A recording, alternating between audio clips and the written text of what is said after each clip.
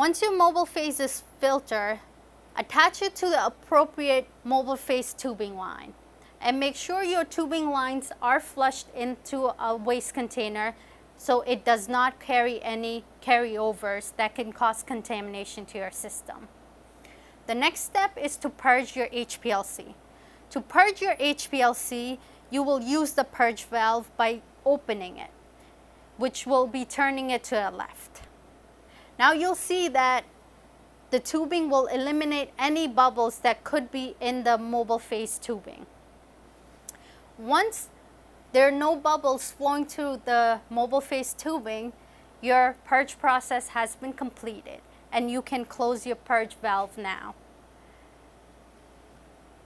Now we will talk about the selection of the column and attaching it to the ferrule.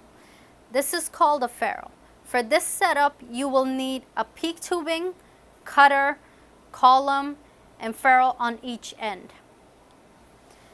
You'll take your PEEK tubing. To cut it appropriately, you insert it in the cutter. Instead of cutting it, you spin it.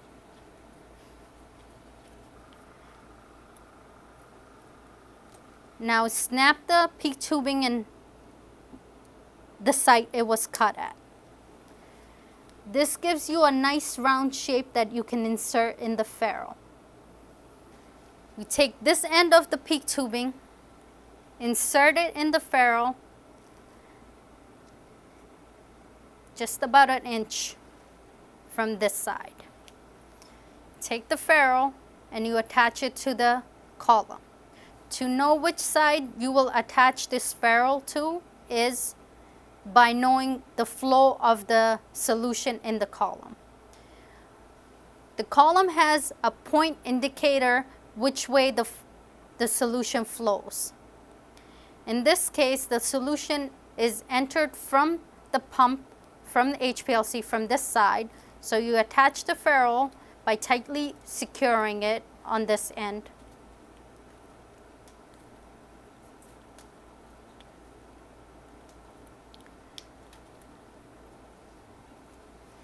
Once the flow of solution comes in, then it comes out from this end of the ferrule out to the detector for it to be analyzed. Now this column is ready to be installed in the HPLC system. Once your system is adequately primed, your column is in place, you have chosen the proper mobile phases, your system is ready to be equilibrated. When running your standards, you want to make sure you run your standards in multiple injections. That will ensure repeatability. There are many different types of HPLC systems.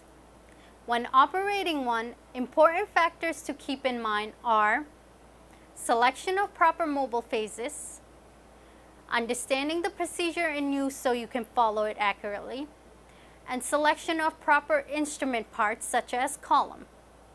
These will ensure a successful HPLC run. Thank you for watching.